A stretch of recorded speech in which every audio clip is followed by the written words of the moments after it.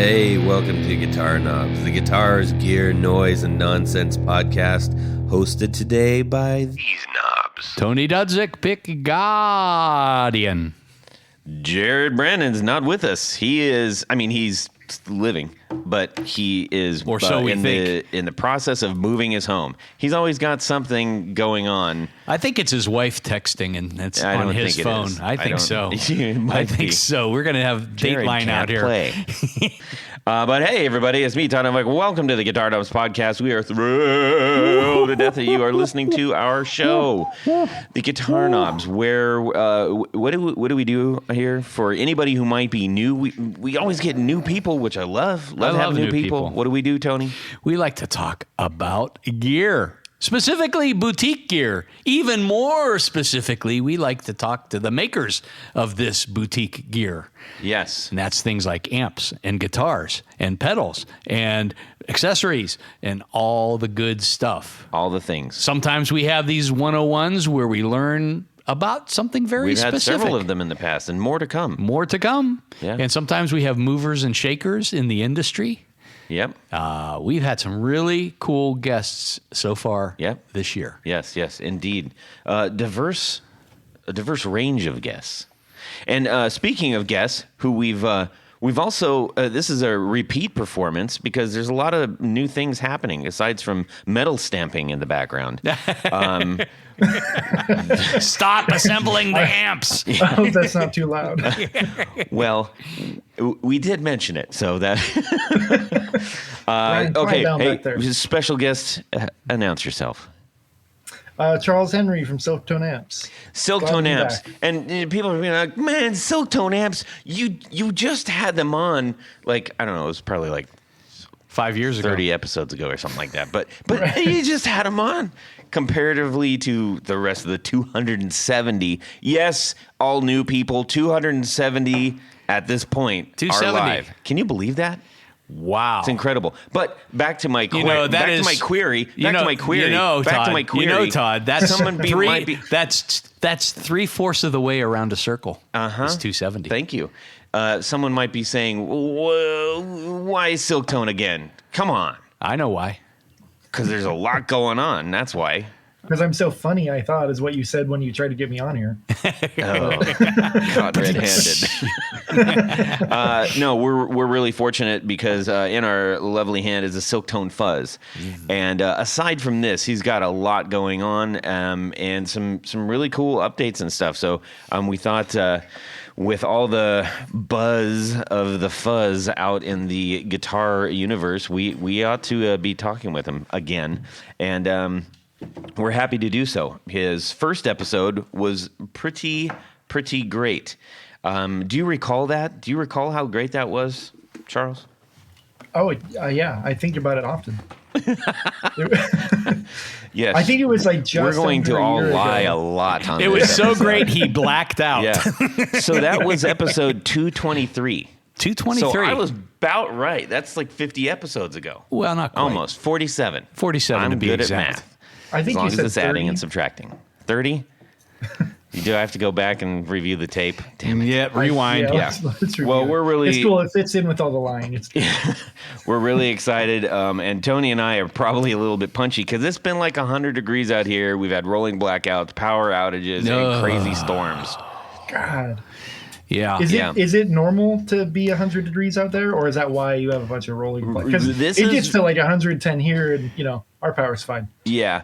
used There to was a lot of different situations happening, and we get some pretty gnarly storms out here. Lately we've had some bad ones. But that's exceptionally hot for this time of the year. This is still June.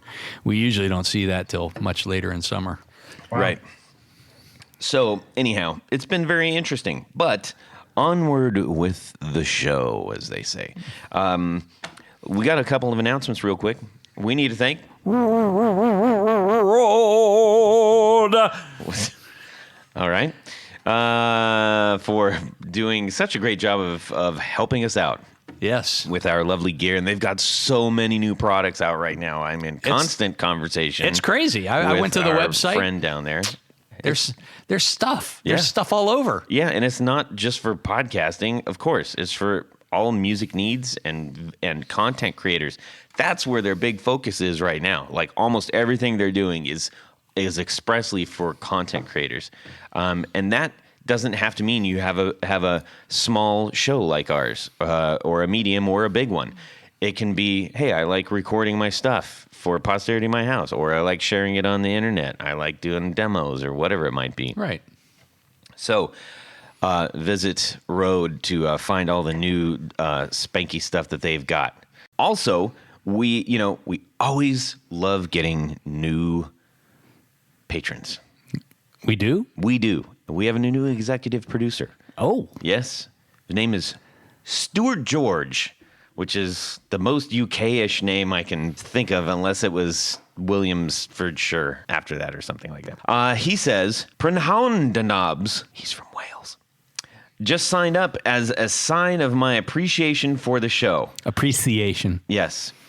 The podcast has been a genuine tonic over the last few years, and you bring me lots of joy. What a lovely line that is. That's going to be it. We're going to put that on our wall. I think I'm more of a gin guy. Yeah. Keep up the good work, Huel Far, which is good day. That's a Rolling Stones song. Yeah, might be. Huel Far. Anyways, so I have a message for Stuart. You ready? Go. Prynhawn, Stuart. Slanga fatira. Croisui the guitar knobs. Telu. Idira Sulson Spacelid, Jared Brandon Hoffi Vastaken Wadelid, Mine Thrug Yaugani Tony Baloney, Maigani Bonima. That's my message to Stuart. Wow. Can you decode that I hope for he us? likes it. I'm not. It's a mystery, but he'll get it. And anybody else listening in Wales is spitting their ale out right now in amazement. How did he do that? How did he do that? Called Google Translate. Oh my gosh. I spent a lot of time on that. I'm not gonna lie. Yeah, it was that. I spent a really stupid amount of time on that. But anyways, it was worth it because we like you out there, Stuart, and we really appreciate that you sent us that lovely little note. Onward and upwards from there, we need to find out what's going on in our music worlds this week. Starting with Tanya Bolonsky, then we're going to talk to our friend Charles Henry and the Dancing Mustaches. I like that band. Okay. Well, he has two first names, a first and last name. Both first names. So does Stuart George. Maybe he's from Wales. Are you too. Welsh, Charles? I've been to Wales. I was actually going to ask, have you guys been? Because I miss the bap sandwiches. I was in Wales years ago in Swansea, and we went along the Gower coast, and I loved it. We ended up in Cardiff and a couple of other places in betwixt. Yeah. Oh, cool. Yeah, we stayed in Prestatyn in a little beach hotel, and it was super nice. Yeah. Tony left his Prestatyn on the nightstand. Anyway, I don't know what it is. Oh, wait a minute. Ahead, Tony, I was wrong. Go. I was wrong. The Gower Coast was, we took the ferry from Swansea into Cork, Ireland. Wow. And went along the Gower Coast, which is the southwest coast. Right. So apologies to all the Welsh. Okay. Anyhow, say it. What's going on in what happened in my musical world this week in between power and internet outages and sweating and starting my generator. Mm-hmm. I have like Popeye arms now from pulling the pull start on my generator. Awesome. It's always good, at least from one hand. But this past weekend, I had a chance to go up to Youngstown to visit my friend Pat at Coop Guitars, and he's finishing up my Meteor project, the finish work at least on it. And just to refresh memories, this is a body that I got and a neck, and I decided to do it in shell pink. So it's a shell pink body with a matching headstock. It's coming out really nice. He's finishing it up. He's going to bring it down either this weekend or for the guitar show here the following weekend. So I'll be able to start putting that one back together.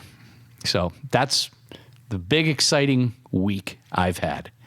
That's fantastic. Yes, it's always fun to have a new project. Indeed. Yeah. Charles, how about yourself? Just my personal music world? Yeah, man. I recently checked out that Boss Space Echo thing, the little pedal, but it made me just want to get a real one. So like a real old one or the kind of reissue one?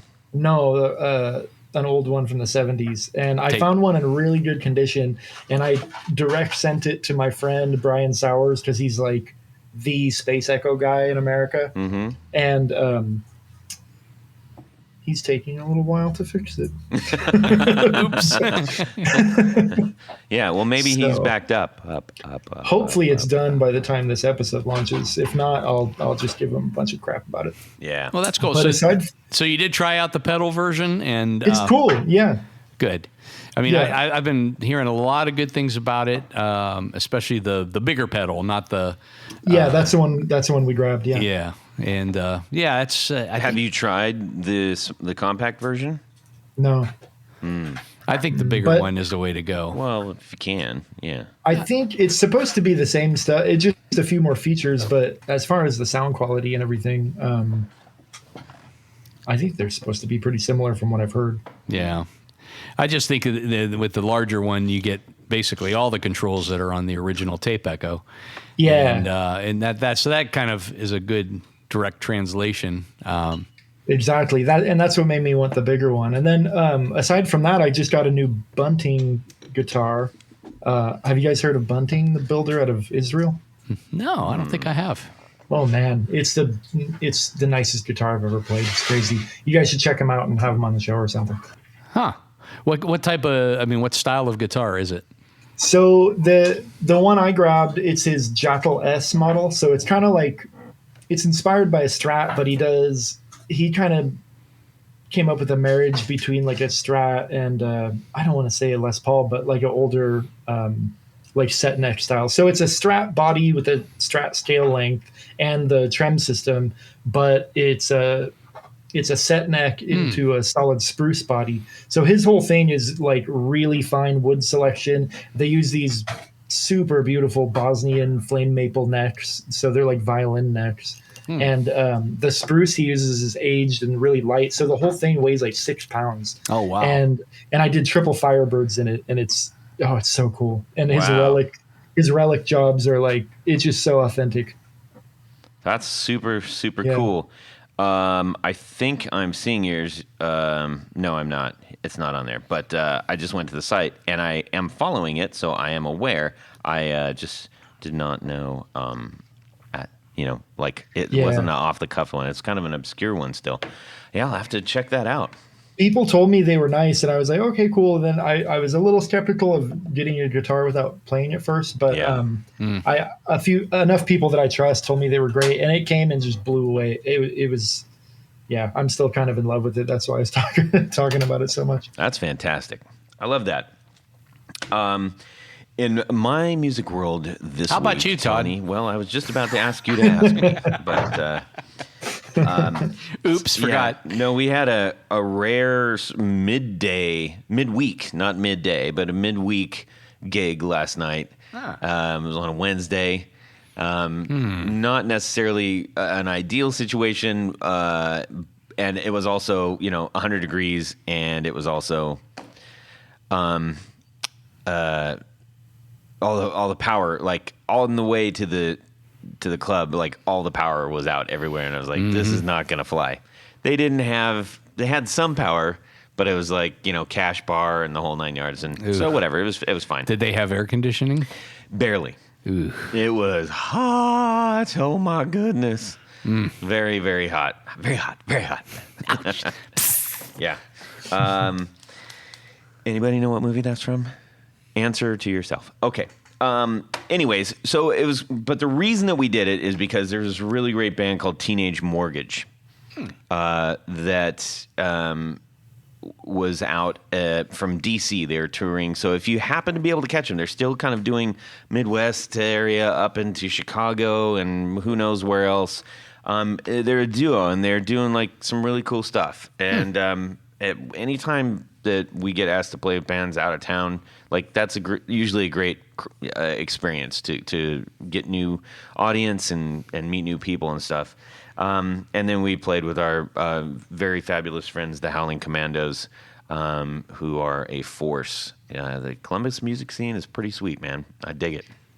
Anyways, so that was super duper fun, and my ears were just absolutely ringing because we just went for it and turned it up like crazy, and it was great. Nice. Yes, indeed. And before I did that, I was visiting my friend Chase Gullett, and we were talking about the V that I have. Yes. And Tony, I think we're going to have to make a new pick guard. Did he break it? No, I've got new ideas. I hate when you have ideas. It's going to be cool, though. It means more work for we me. We might be kind of taking it to a single pickup. So. Oh, okay. Yeah. Well, that's easy enough Might to be fix. fun. Really having fun with the V. And, it just feels like super rock and roll, man. It's great. Yeah. Let's get on with the show. Charles Henry, Silktone amps.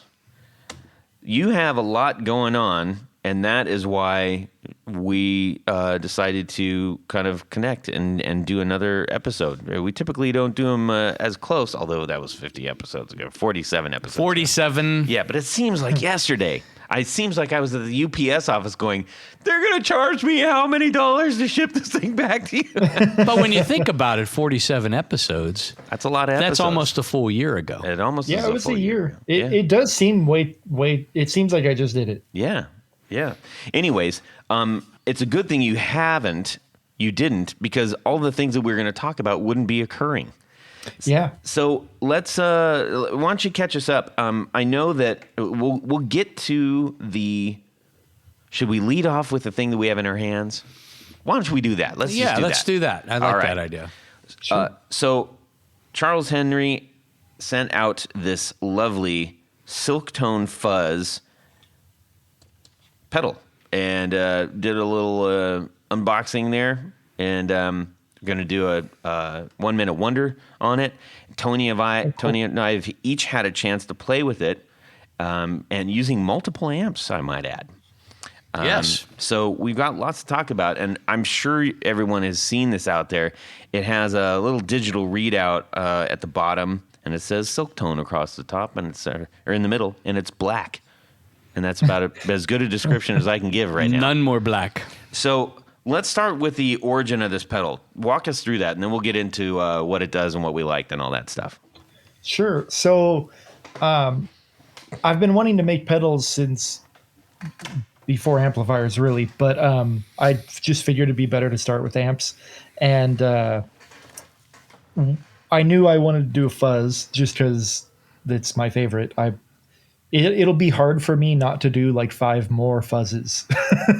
So, because I just like it so much. So when I started designing the Silktone fuzz, I played with a few different circuits and kind of landed on some different ideas. But my favorite thing, I kept coming back to the fuzz face circuit, like the original, like Tone Bender 1.5 and fuzz face topology, but only the germanium stuff.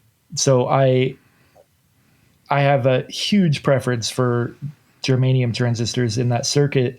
And as I was messing with it, I of course like kept running into all the normal problems that pop up with germanium fuzz faces. Like the big aha moment for the bias meter was I was trying to fine tune and tweak the circuit, because originally the fuzz was just going to be kind of my own take on that, on a normal fuzz. But when I'm not sure how familiar you guys are with how the like temperature sensitivity of the germanium transistors works. Yes. Right. Well, but you realize we do go from like 0 to 100 in our year. So we are Sometimes below familiar. 0. Yes. right, exactly. So I'll also speak to those who might not know. So with germanium transistors, they sound incredibly better in my opinion, but when I'm working in my shop at 70 degrees, I bias up the transistors to be in their sweet spot of basically like mid bias 4.5 volts. And they sound great at 70 degrees. Everything sounds good. Mm-hmm. Every pedal I do will be consistent and sound the same. But I was tweaking a pedal to kind of fine tune it. And I would come out to my shop the next morning and it'd be like 55 or 60 degrees and sound like crap. And every tech deals with this, or builder, and I'd have to either wait for the temperature to come up or adjust the bias on it. And I would often use my voltmeter to, check things out and set the bias. And it clicked to me one day, like, oh crap, like, what if I could just include a voltmeter in the pedal so that everyone could just adjust it where they want, like I'm doing right now, and kind of tweak it where they like it. So that everything kind of just blew up at that point, and I started researching, just diving super deep into how to get a voltmeter on this thing, and not without ruining the sound. Because normally when you add a bunch of digital devices to an analog circuit, if you don't do it in the right way, it's just going to be noisy and weird. Yeah. But I found a really good way to do it, and it all came together a lot faster than I thought it would, and just found like a really good enclosure. So the hardest thing for me, because I was making my own enclosures at the time, it's really hard to drill a square hole, or like a square hole in aluminum. So I said, man, this is not going to work out. So I found like a really good enclosure manufacturer and someone who could do all the printing for me, and we got that little meter in there to kind of button right up to the case, and it kind of just came to life from there. So it's super cool. So now you can adjust the bias regardless of where the temperature is. So, if you're playing a 70-degree show one night and you like it at 4.5 volts, right where it's in its sweet spot,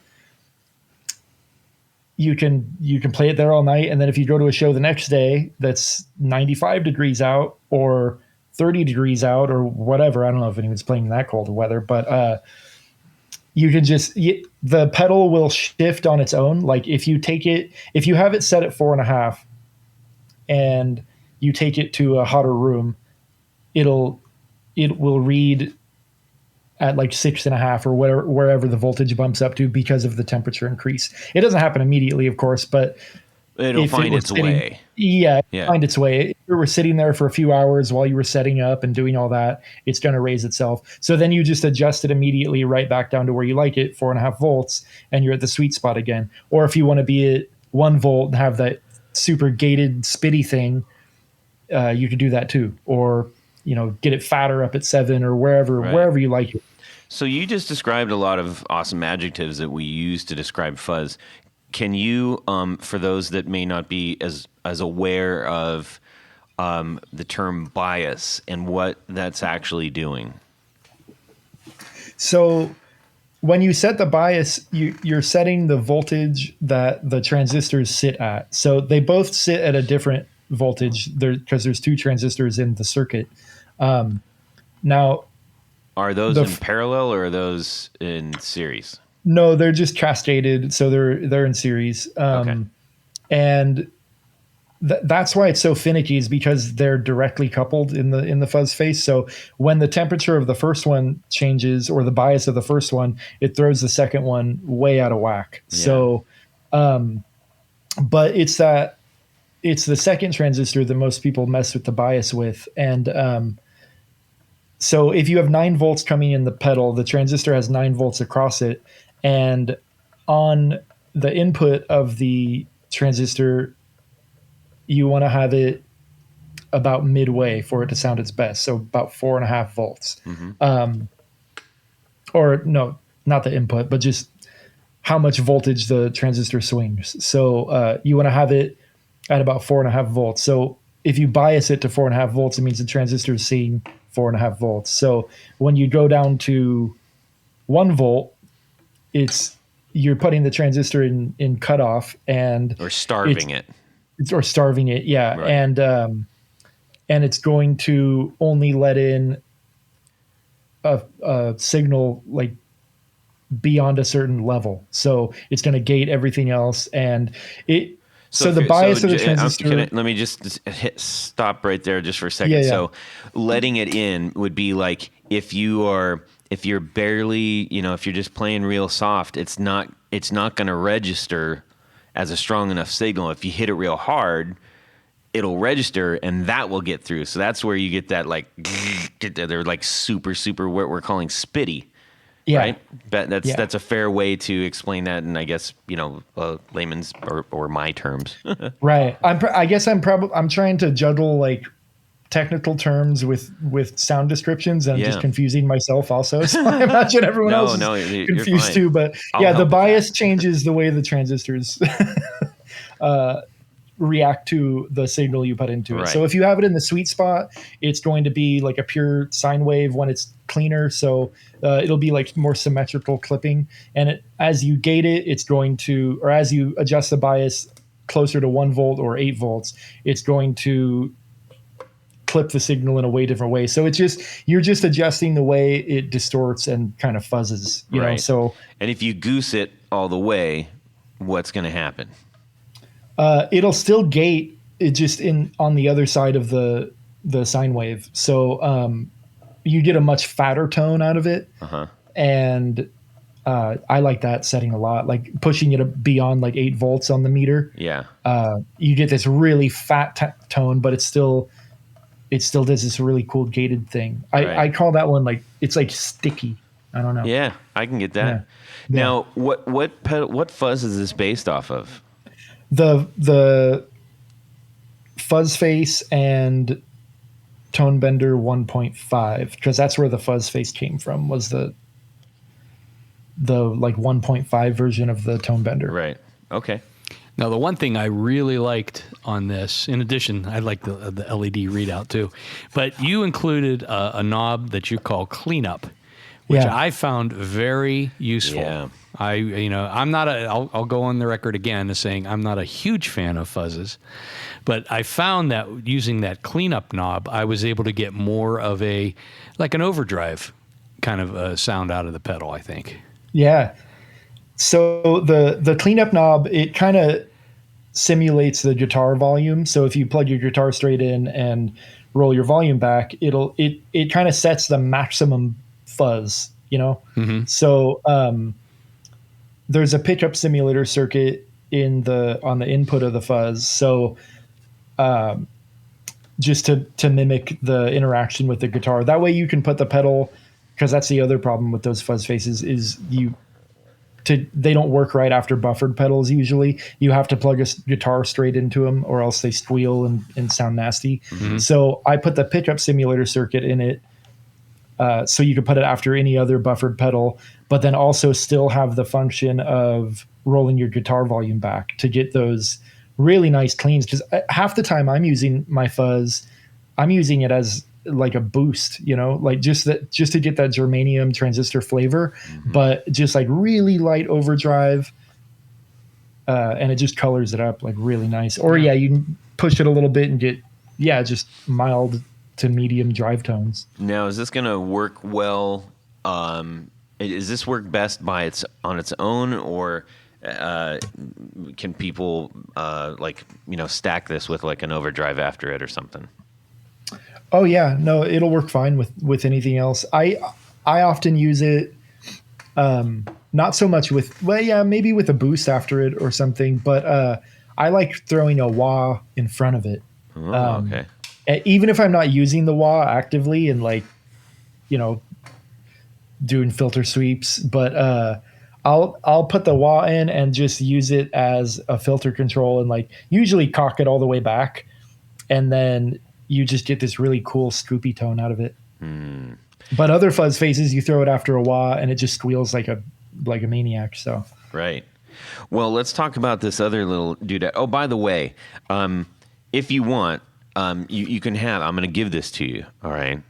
Now, if you want to use it, you can you can use it. But if you changed it to bias-o-meter, I mean. You got me. That it's like I don't even care if it's good or bad. I like it. Yeah. But you've got a classic and a raw toggle, which is also a mini toggle, which I love mini toggles. So you're hitting all the marks, man. Tell us about that. So the classic mode, it keeps the bias ratio between the two transistors the same as the classic like fuzz face circuit, and all the bass filtering is the same as the classic circuit. So it's more like you would expect out of a really good germanium fuzz face. When you go down into the raw mode, I kind of borrowed that concept from the amps with the raw silk mode, from my two amps that's been a kind of continuing feature on. So the raw mode, you bump it down and it raises the headroom of the bias and it raises the output volume quite a bit. So you get a lot more output out of them, and it removes all the bass filtering. So it's just a wide open signal. So you can get just way larger and nastier. Awesome. So are you going to get more bass out of that, or are you saying like the headroom kind of kills that? No, you'll get a lot more bass out of it. Gotcha. Okay. I'm asking Like the fuzz questions faces that someone else might weren't be bassy asking. enough. I mean, I've already played with it, but you know, that's what a host does, right? Yeah. That's what it said at host school. No. I'm still attending. So yeah, this was a lot of fun to play with. There's so many variables, because I tell you, like when someone says, "Oh, it's a fuzz face" or something, you're like, "All right, I know pretty much all of the sounds that I'm going to be able to get from this."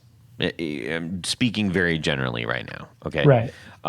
But you took something that people already love and are very familiar with, and really did something very unique with this, with so many different features. And I mean, you've like quadrupled the amount of the range of sounds that you can get out of this. And it's just really, really well done, man. Thank you. Yeah, that's awesome. That's kind of what we were going for. And it's kind of been a theme around here. It's just like, we really like our stuff to be versatile, but not hard to use, you know? Yeah. Yeah, I like that. Your philosophy, your amp philosophy totally came through in this. Yeah, thank you. Right on. I'm glad, because that's exactly what I was going for. So what are you guys' favorite settings on it so far? So I think, let me see the pedal here, Todd. I can tell you. So I had volume up probably at 3 o'clock. I had fuzz probably at 11 o'clock. And I think cleanup, I had that down probably also around 10 or 11 o'clock. Oh, okay. And I think in terms of the bias, I was somewhere around 4 or 5. So somewhere in the middle of the spectrum. I feel like I was sitting at like 5.6. Yeah. Yeah. I mean, I tried it. Just fattens it up a little. Yeah. I tried it all the way down, and it got real farty and buzzy. Yeah. And then so as I brought then you couldn't tell who was driving.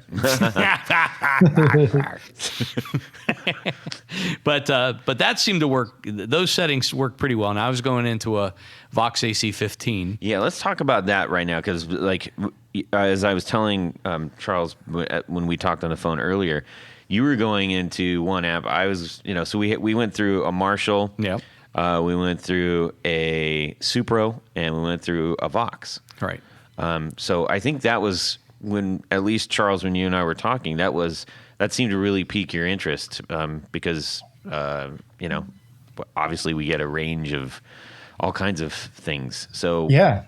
Now what are you basically playing it through? Man, I don't remember the last time I had an amp that wasn't mine hooked up in here. I've done it through a few little Fender things. I've played it at, when I went to Portland, I played it through a couple friends' amps, some Benson amps, and my friend Brian Sowers, I played it through his, and it interacted basically the same with all of them. Yeah, I mean, I like using my Vox because, of course, I know what that sounds like without effect, and then it tends to be maybe a little on the brighter side, as most Voxes are, but it also takes pedals really nicely, and so I get a pretty good idea of what the pedal is sounding like as opposed to what the amp is doing under extra pressure. Right. Yeah. Cool. So I had mine going into my Origin 50, and I also ran it through the Supro that I have, the Black Magic. And what I found was, and the Supro is already like, I feel like it's a much warmer, well, like rounder sound, and so that made it like much fatter, like just more rounder. It exacerbated the roundness of that sound. Yeah. And when I went into the Marshall, the bass frequencies like really leapt out. Like I got clobbered by it. So I kicked it off of raw and went to classic, and that's where I was finding I think my best tones out of that. And it was just interesting to hear the guitar react differently to not only the two different amps, but between the raw and the classic, and of course the biasometer. There, it's official. A biasometer. Biasometer.com. Whoa. Yeah, I just bought that. And it was I didn't have a favorite setting because I was too busy trying all the settings, frankly. Yeah. But that's one of the things that I'll be going back and when I do the 1 minute wonder on it, which in case anybody doesn't know what the 1 minute wonder is, it's just it's a minute long little demo that we do for pedals and such on Instagram. So check those out when we put them out. And usually I just let whatever is speaking to me do its thing, and so that's what will come out. Yeah, that's cool. That's cool. You had a different experience with the Marshall letting so much bass through. That's probably why I didn't notice that drastic of a change, because most of my amps let tons of bass through. So yeah, that's cool. That if your Supro is filtering a lot of bass out, then you would get a much more drastic change between the two modes. Yeah. Well, that's good to know. Yeah, it's super fun. So, hey, everybody, this is a really, really cool pedal, and I don't want to limit it by saying no, this is really cool, you should get it. But it's just cool because I like anything that allows me a wide range. But to your point, Charles, I need to be able to do it like on the fly. It needs to feel natural. I want that range to come in a familiar and approachable way. And if I have to, be flipping too many switches and thinking about, wait, the thing that I just moved, how did that affect the other 9 things that this thing is doing? I almost didn't even put a fuzz knob on it. I was gonna just leave it dimed all the time. I was gonna leave the volume because you want to set your output to unity. Yeah. And I was gonna leave the cleanup control because it's really useful for simulating your guitar. But the fuzz knob, in my opinion, should just stay dimed all the time anyway. And then if you want to limit your kind of fuzz, just use the cleanup knob. But people are so used to the fuzz face and the way it works, I didn't want to take that out, and I wanted something still familiar there. So it got to stay. Yeah.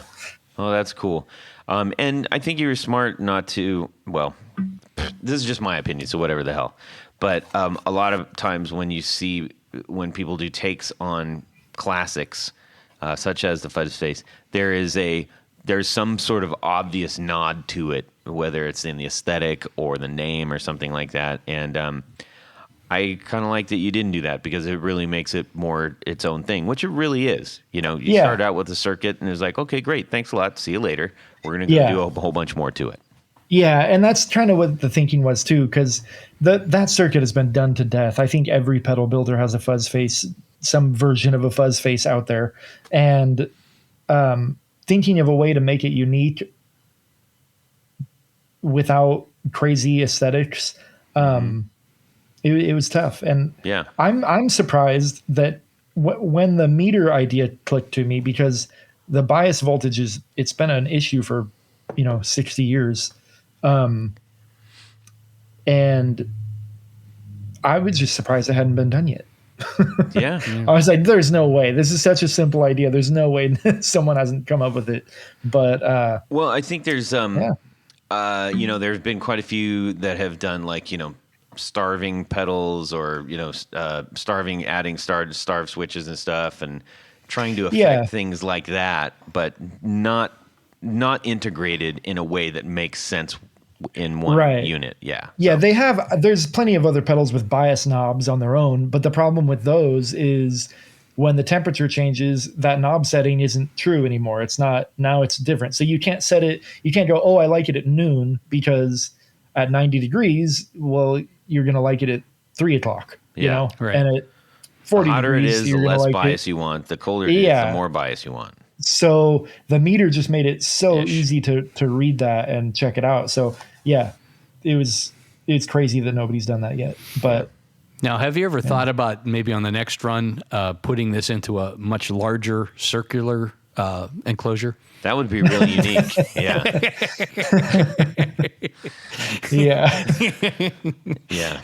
No, maybe smaller though. Oh yeah, there you go. Yeah. Well, let's move on to something else that we were talking about, which is the first reason that we had you on our show. You have this really fantastic and unique amp that you took a similar approach to. I think one thing I really appreciate you as a designer first and a builder second is that you're a need-driven designer.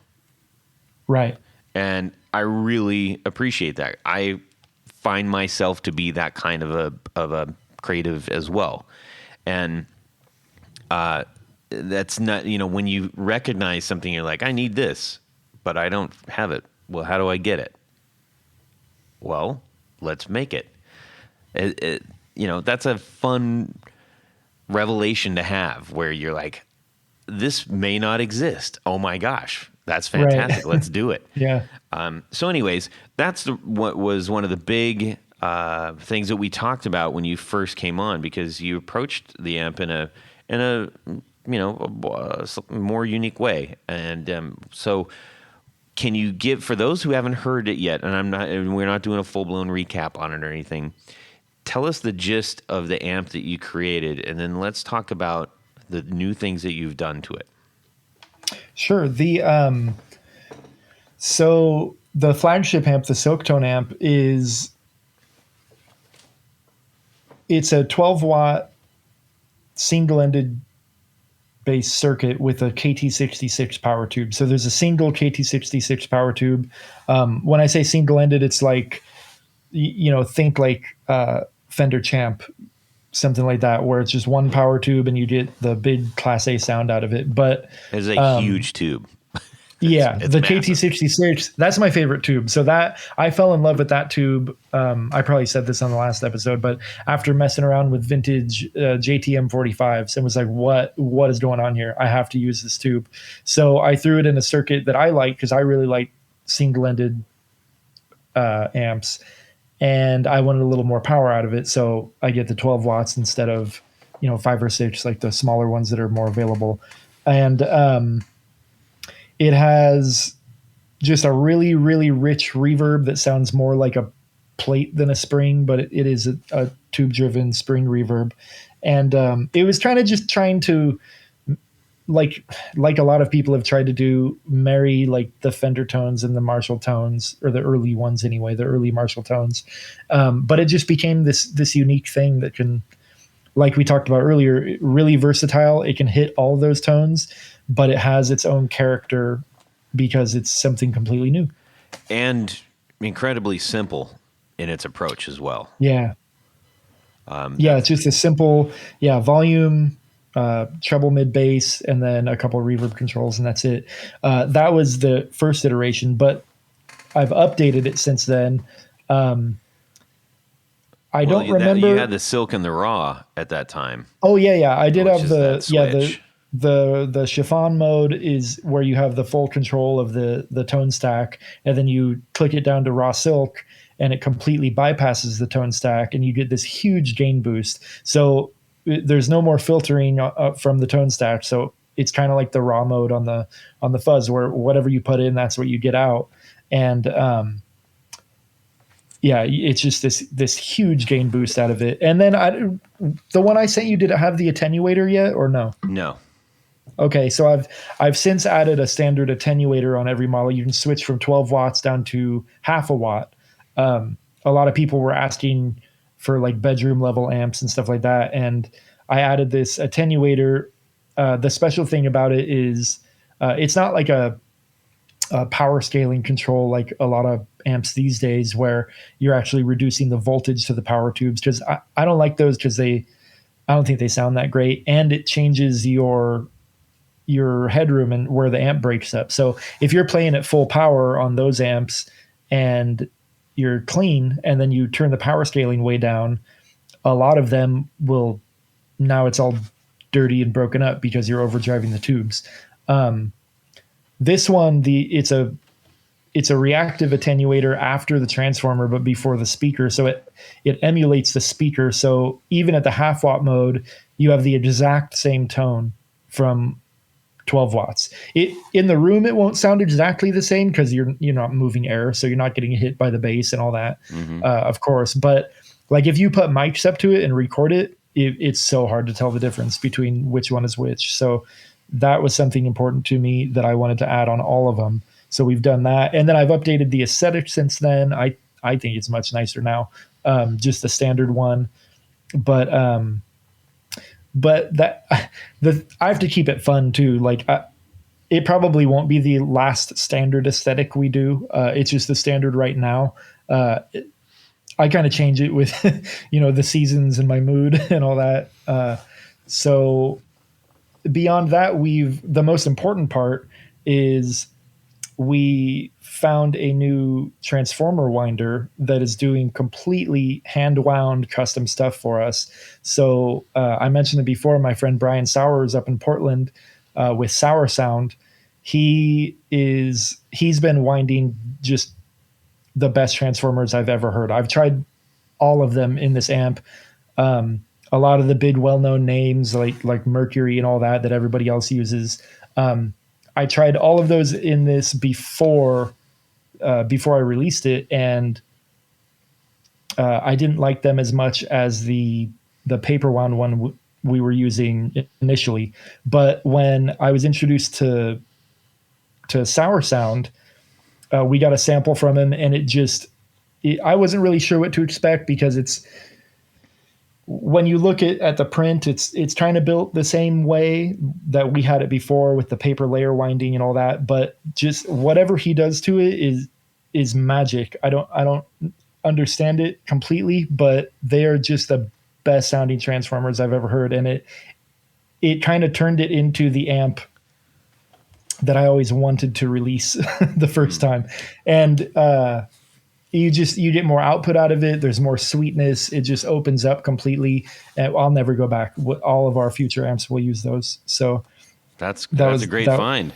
That was a big one for us. Yeah. Now, is that just the output transformers, or are you using those for the power transformers as well? The power transformers and output transformers. Okay, the output made a bigger difference for sure, but power. So part of the reason we had to switch, and part of the reason I was considering trying something else anyway, because I was already satisfied with, it's not like I didn't like the ones before, they still sound great. But we recently we signed on with a distributor, and our amp sales have been ramping up like crazy. We're kind of struggling to keep up right now, but we opened up sales overseas. So we're not in just the United States anymore. And we had to get a power transformer that could do the 240 volt, 50 hertz voltage. And the one we were using, they couldn't really redesign because it was already kind of at its limit. So I talked to him about that, and he was like, "Oh yeah, no problem. I'll do that. And it'll sound better than ever. You're going to let me do an output too, right?" And I was like, "Oh, yeah, I guess I'll try one." And it just completely took me by surprise and blew me away. That's nice. Awesome, man. That's very cool. I'm glad and that you were he's able so to cool do that. too. Like, yeah, and it's been cool. Like beyond, one of my favorite things about finding the transformers is Brian, just as a person, has been awesome. Like he goes so far beyond helping with just like giving you the transformer you asked for. He's so smart about this stuff, and he's so personable because he's a very small business. So he's not, busy banging out 10,000 transformers a day. He is so interested in the design and what it's going into. He wants to know the sound you're after. He'll help you tweak designs and even other aspects of the amp if you want. He's like, oh, maybe this would be cool. And we've come up with so many cool ideas for future projects just through talking about transformers.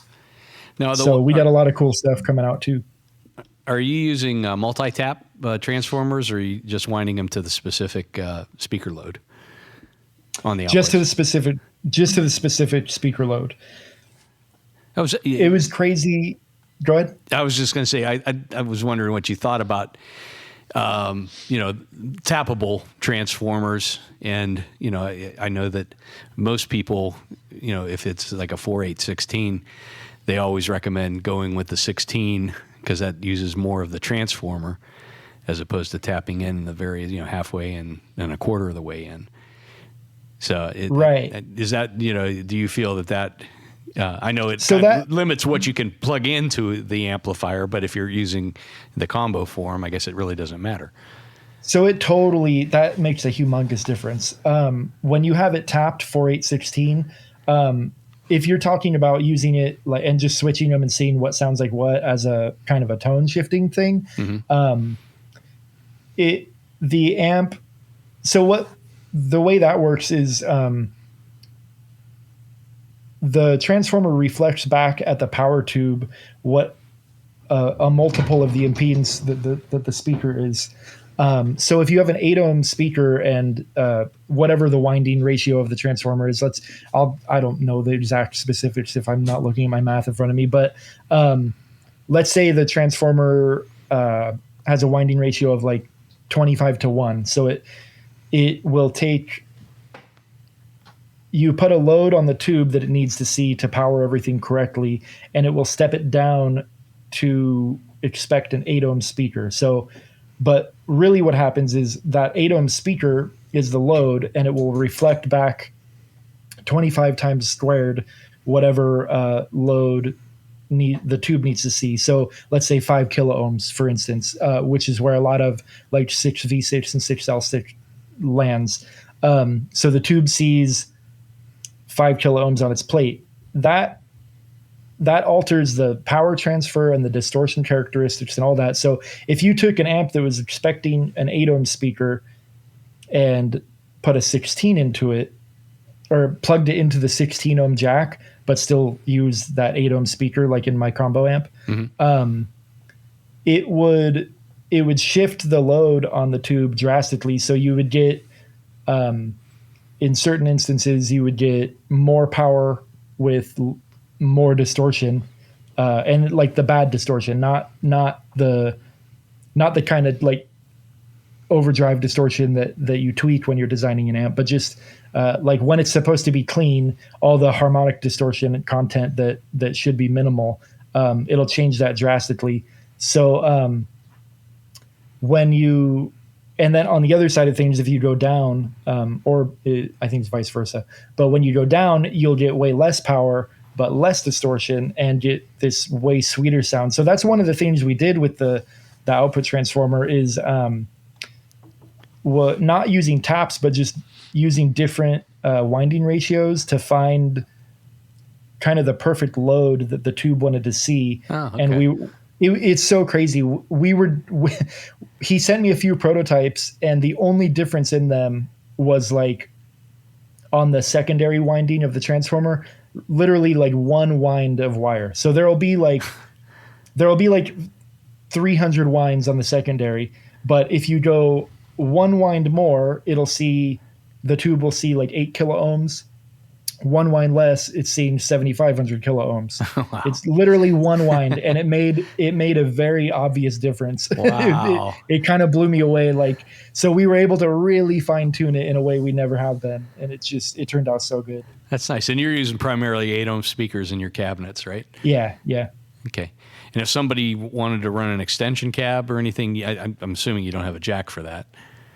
No, I used to have it, but it kind of changes the loading, like I said. Yeah. So because if you have an 8 ohm and then an extension jack and you plug another 8 ohm in, now the speakers are in parallel and it's 4 ohms, but Yep. you didn't change it to the 4 ohm jack, so it changes everything. So in the combo, I just leave it simple. In the heads, I was doing multiple taps, but I'll do anything by request. If someone wants an amp and says, hey, I need a 4, 8, and 16 because I never know where I'm going to play, then I'll give them a transformer with a 4, 8, and 16 tap, and it's no problem. Okay.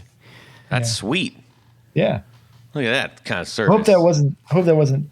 No, that's no. It's actually it's good to know because it does get kind of confused. In fact, when Todd got his Marshall, we were trying to figure out a way to run the speaker. It's a combo, in addition to an external extension cab. Yeah, and Oh, there right. were a lot 212. of jacks on the back, so we had to kind of try to figure it out and make sure that we weren't going to blow anything. We up. were trying to do the combo and the Extension 212. cab. Yeah.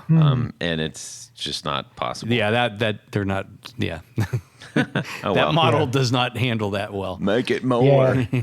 Yeah. You can get close and use like patch cables and stuff or splitters, but it's best not to. Yeah. I'm going to refrain. Anyhow, well, so anything, what's on the horizon for you? So we're designing a few things that what can I talk about? We're going to release a smaller amp, I'll say. So I don't want to give much away, but it will be smaller. Much smaller. So I have an idea cool. what you're going to do. Nanny. So it'll be cool. But then I guess I should the Astro wasn't out yet either when we talked last. Well, was it? No, and I didn't know if you were avoiding that for any particular reason, like you're not going to make it anymore. But yeah, let's talk about the Astro. No, I just kind of ramble and go on and it gets lost. So the Astro we launched in January, right? Or December? January, December. I don't know. You guys tell me. But December. December. Cool. Call it December. We launched that a little bit before the fuzz. So that one is very similar to the Silktone amp. It's the same cabinet, same speaker, same single-ended KT66 design, but it's like a bare bones version. I wanted to make kind of the simplest amp I could. A lot of people like commented and asked me if I could do an amp like just a Silktone amp without reverb because they like to use their pedals and stuff for reverb. Mm-hmm. So I kind of wanted to answer that question. And so this one just has volume and a single tone control. The cool thing about the tone control is it's a tilt EQ. So when it's at noon, you have a flat EQ, kind of like raw silk mode in the other amp where it's just, you know, there's no filtering. It's just flat. It's not adjusting anything. And then as you turn the knob up clockwise, you get a treble boost and a bass cut at the same time. So it tilts. And if you go backwards the other way, below noon, it boosts the bass and cuts the treble at the same time. So you can get like anything in between. And then we have a tone switch on there too. Light mode, which is a big mid scoop to get like the more 60s American kind of tones. And then dense mode, which is just like flat mids. So it's a lot thicker, a lot of really fat British tones out of it. And then we, of course, included raw silk mode where it bypasses the tone control. And it's just another huge gain boost with the no EQ on it. And did you, in that, I was looking at the photo when you were telling me, talking about this, did you talk about the 12 watt, 5 watt switch? The 12 watt and half a watt. Yeah. The attenuator to switch it. Yeah. That's on both amps now. So gotcha. Yeah. You can do the full power 12 watt or switch it down to the half watt mode, which is a lot quieter. It's still surprisingly loud. A lot of people would be blown away at how loud a half watt is. Well, I think they need to get one to figure it out. Yeah. I like that because I think it's super duper gig friendly and very pedal friendly. And sometimes you just want to cut to the chase and, you know, let your board do the rest. Yeah, it's cool. Even though it's a similar kind of circuit, taking that other stuff out changed everything, like with the circuit interacting with itself. So you get a little bit more nuance and a little bit more snappiness. It can sound a little more vintage as well at the same time. It's cool. I feel like they're different enough to. And that's at a much different price range too. Oh yeah. The Silktone amp is $24.99 stock, and the Astro is $15.99 right now. Are you asking us? No, I was I was thinking, I don't have anything in front of me, but yeah, I think it's $15.99. It might go up, but yeah. You didn't. But get it while you're hot, everybody. Yeah. Well, cool, man. So you got things that you're tweaking things to make them better. You are expanding your range. You are doing much more volume. You've got actual employees. We heard it's all mandatory to have a mustache. Just a little bit weird, but each to their own. I get it. Trying to have a thing, an ownable thing. Cool. I have rentals they can use at the beginning of the day if they don't want to have a mustache all the time. Yes. They just come in, stick one on. Grab your time card and a mustache and get on your way. Yes. Well, cool. We really appreciate you hanging out and talking with us, and we love what you're doing, and that you're, finding a way to carve your own voice into the gear world, and doing it in a really tasteful and approachable way. It's great. Yeah, thanks. I appreciate it. It's fun to be back on, and it's always fun talking. So awesome. Well, speaking of talking, we have more. More talk. Yes, we're going to hop in the El Camino. Since Jared is moving, we're going to do a donut on his front lawn. Yeah. And with all his stuff in the back of the El Camino. Yes. See how far we can throw it. I'll be riding on one of his Marshall cabs that's in the back. Yes, like a Bronco. Yeah. Anyways, Tony, take us to Would You Ratherville. Yes, Todd, because at this point of the show, it's our favorite game that we love to play called Would You Rather? Yes. Yes. The soft jazz sounds of Would You Rather. This week's Would You Rather is brought to you by Todd's Brain. What? Todd's Brain. Yes. Thank God somebody has one here. So you just got your latest Christie's auction catalog. Yes. And turning to page 17, these are the celebrity-owned guitars that are on the auction block this week. Okay. Both of these guitars, strangely enough, are Billy Bo models. That is weird. I mean, it's hard to believe that two celebrities would have Billy Bo guitars. And that's just to be clear, that's not the square one. No, not the square one. This is the one that looks like a part of a car. Yeah. It looks. I think they called them Jupiters, or they got known more as Billy Bo's because Billy Gibbons started playing them in a nod to Bo Diddley. Yes. But these were not owned by either. Oh. Because Billy Bo 1 was owned by Tom Murphy, master guitar finisher. For Gibson. Now for Gibson, yes. Yeah. And on this particular one, this is his. He's known for relicking and finish work and sunbursts. That's right. Which is what these circular fingers mean. Yes. In Todd's language, in his coaching. Yeah. So this particular Billy Bo, highly sought after finishes. Yes. And one of the notes on the auction says that Tom regards this as the best sunburst he's ever done. Ooh, okay, so that price just went way up. Yep. All right. Now, here's the downside. And both of these have been modified by their owners. Okay. For better or for worse. Uh-huh. This one has it looks, oh my God. I'm looking at it right now. Yeah. Gorgeous. Yeah. Like butter.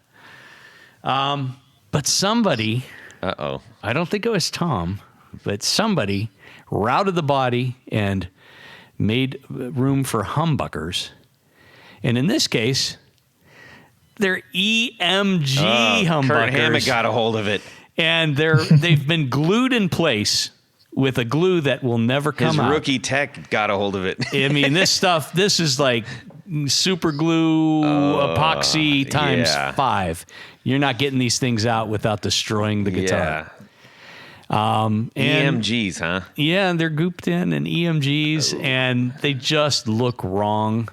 There's nothing you can do about it. But it's not. We're not saying the EMGs are like bad per se. It's just I'll go on the record. Well, I'm just saying in particular this one maybe not so much. not a good match. Yeah. So that was Billy Bo 1. Billy Bo 2.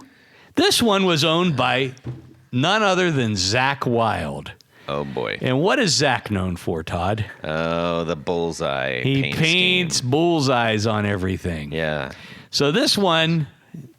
It's a Billy Bo with a bullseye. Billy Bo with the bullseye. Well, that's like the worst hangover. I think so. You don't want to stare at it for too long. You go blind. But the upside. Zakk, in his infinite kindness, put a real set of original 1959 PAF humbuckers in. Whoa! Wow. So we have polar opposites of value additions or subtractions. Yeah, it's peaks and valleys. Wow. So again, the would you rather is which would you choose? It doesn't matter what it's going for because we got you covered. Yeah.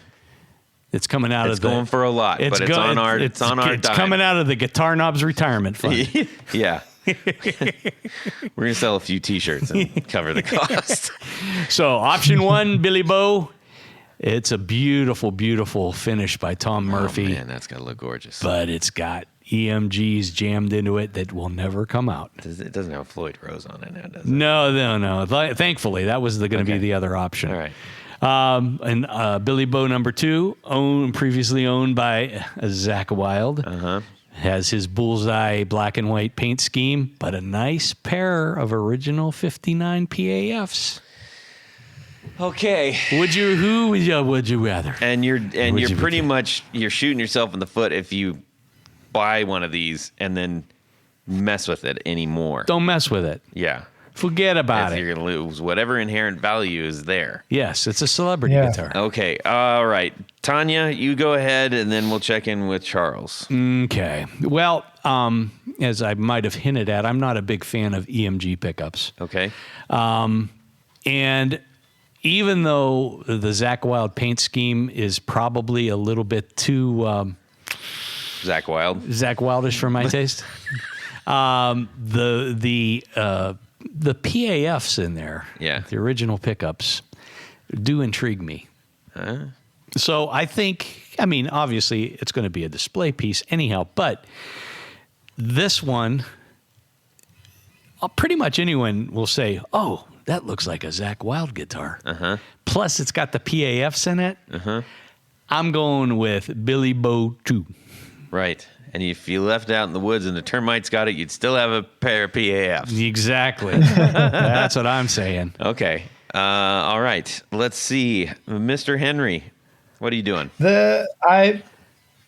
I'm right there with Tony. I just because the PAFs alone, I'd have to go with those. I don't get along with the MGs. Part of me wanted to go that way just because I have a bunch of other guitars with PAFs, but so in this instance, is this the only guitar you get to have for the rest of your life, or is it? No, you have your other guitars. I mean, too? You could have your other guitars too, but this is the one that you're gonna really dig into the checkbook for. Yeah, I'd go with the PAF just so when I did, even if it is kind of a showpiece, when I do grab it inevitably and play it, I want to get along with it. So yeah, there you go. For sure. Okay, Todd Lee. As much as I like the idea of having like what an artisan considers his finest work with that burst, the only thing anybody would be like, wow, like what? Why? What's that? Why is that there? So your showpiece would just be a piece of how do you want to say? One of these things is not like the others. Yeah. So I have to go. As much as I don't want to, I think I'd go to the Zach with the PAFs. There you go. I thought somehow that the finishes was going to get Tony. Well, I mean, I think obviously that was part of my decision, but ultimately, I just want, if I did decide to play it, I wanted it to sound good. Yep. Yeah. Or to sound as I expect it to sound. I get it. And the EMGs just seem so out of place in a guitar that is this fine artistry and relict and everything. And Yep. to throw EMGs in it just seems weird. Indeed. Okay. And thus is the Would You Rather. And another Would You Rather has been cast Yes. upon the masses. Yes. Well, we hope you enjoyed it. And if you don't, I hope a lot of people hate that, because then they'll give us what they want to hear. That's right. So get your Would You Rathers into us, okay? That's right. All right. We need to thank a few people, and then we're going to say adios to our friend Charles. That's right, Todd, because right now we have a very special group of people that we love to thank each and every week. These are our executive producers. Now, it's very easy to become an executive producer. You go over to patreon.com/the Guitar Knobs and check out a couple different levels that you can become a patron, a sponsor, an executive producer of this very podcast. There's some great thank you gifts that you get for being part of that. But there's one thing more as an executive producer. Todd, what is that? You get to have your name read on the thing. What? I thought Jared was not here. No, I'm here. Oh, he's here. I've just been eating some chicken in the back. Raw chicken. So, special thanks to these executive producers: Moon Guitars, Vader and Pedals, Drew Lopez, John Halverson, Rick Calhoun, Trevor Gunberg, Elad Mizrahi, Mikey D, Richard Kendall, Mark Garton, Matt Hart, James White, Justin Jones, Anthony Gemolero, Bill Gola Guitars. He should know a thing or two. He's posted some semi-hollow. Oh, man, he's Billy been posting Bows. some beautiful stuff. That's right. John Esterly, Anthony Lathrop, Stefan Lamb, Michael Senchuk, Ken Sayers, Doug Christ, Darren Gregory, John Anglin, Tom Brazen, Rusty Sneeden, Ralph Gottschalk from Wonderful Audio Technology. What? David Poe, Don Kloss, Gregory Randall, Brett Hogarth, Eric Hemmer, and new this week, all the way from Wales, Stuart George. Excellent. Welcome. How do you say it? Is it Cumra? Cumre. Cumre. That's just Wales. It's That's not Wales. like hello. Cumre. Yes. Anyways. Wales. Yes, anyways. Okay. Well, stop interrupting, Todd, because Oh, there's yeah. another level of executive producers. We call them our grand poobahs. These sponsors, patrons, get to wear a fez upon their head. And they have to do it while listening to the podcast. So we have cameras. We're watching you, grand poobahs. The cameras are in the fezzes. So special thanks to these grand poobahs: Tommy Manasco, Ricardo Iguareda, David Kaminga, Brandon Wow Pickups, Hex Matos, Michio Murakishi, Bob Crouch, Jack Cadian, Sam Jett, Tyler Rhines, LSJ Music Company, John Williams, James Pennington, Adam Johnson, Steve Keys, Cody Foster, Science of Sound, Brian Robison, Jonathan Jurisic from 12th Hour Devices. A broken clock is correct twice a day. Corey Nigro, Michael Van Zant, Tim Nowak, Jonathan Daly, Martin Cliff, Sean S. Yes. And Eddie Serratos. Thank you. Thank you all indeed so much. You truly can't imagine how much you help us out.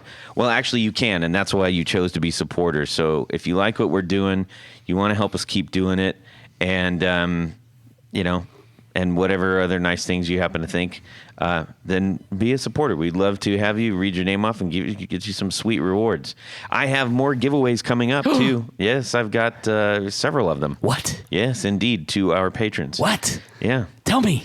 Well, no. Oh. Yeah, you'll find out. Anyways, we need to say You get a Silktone amp. You get a Silktone amp. You get a Silktone amp. No, not that good, huh? Yes. The opinions expressed by Tanya Blonsky are not reflected by the advisors of the Guitar Knobs. I would love to do that, but that is not realistic. Anyways, speaking of Silktone amps, we need to thank Mr. Charles Henry for coming on the show again. Thank you so much, Charles. Yeah, thank you guys. You are welcome. All right. Where can people find the things that you make for them? Silktone.org or one of our many dealers around the States and now worldwide. We have a dealer page if you want to go try one out. We need to update it. We'll get it done before this airs. And I'm always posting on Instagram if you want to follow kind of the new builds we're doing, little teasers for new stuff and anything like that. Nice. Awesome. And I saw you just, I noticed on one of your IG feeds that you have some going to Andertons in the UK. Yeah, we just sent 2 out. They just left Monday. So it's Thursday now. So they should be arriving there beginning of next week. That'll be really cool. I hope they do a video or something. I'm sure they will. I'm sure nice. they will. Awesome. Yeah. That'll be good. Get Pete to do one. He's so good. Oh, my goodness. Yeah. All right, Tanya. Go over to pickguardian.com. Check out some of the things that I make, and shoot me an email. Let me know what you're trying to do or what you need, and I'll just make it happen, and I'll take good care of you along the way. Brilliant. You can send me an email at Todd at the Guitar Knobs. I had to think about that for a second. I set my up with a bad preposition. Todd, the podcast guy at IG. Todd at theguitarknobs.com.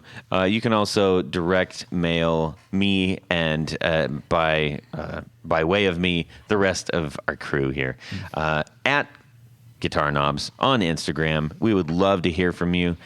Share us your thoughts, your hopes, your dreams, and all that good stuff. And your guilty pleasures. And your would you rathers. Yes.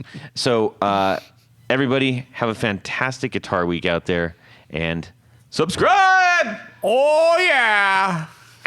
Yeah, I require mustache on all my guys. Oh, my gosh. Is that you guys make noise now on purpose? Is it still super loud? Josie's on a vacation far away. Not you, Todd. He's talking to his guys. Oh, dang it. Solution. Damn it. Any questions, any comments? Have you gone to the bathroom? Do you need a drink? I think I'm good. I did all that. All at the same time? This is golden I thought I material was here. recording it. All I'm the an idiot. nuggets. All the nuggets. This is hard. It's really hard. I knew I had something. What? It's this. No, wait. No. It is this. What? But it's different. What is it? Is there extra pay for I extra don't know. mustache I hair? don't know. Cumre. Yeah. That's Welsh for Wales. Oh, from Cumre. Yeah. Also known as Wales. Yes. Exactly. Tom Murphy, you mean? Yeah. What'd I say? Tom McCarthy? Yeah, sure. That's his brother. No, it's not. And he That's pretty funny. They're both named Tom, but they have different last names. Okay. All the good you stuff. missed is it all, gone. Todd. Can I say it again? Josie's on a vacation far away. Can we staple their fingers to the workboard? Pen. I'm working on it. Pen. I'm working on it. I think we've talked about this. Just quit You're fired. You're all Quit fired. hammering trash cans over No there. Christmas packages for you. And leave the mustache at the door.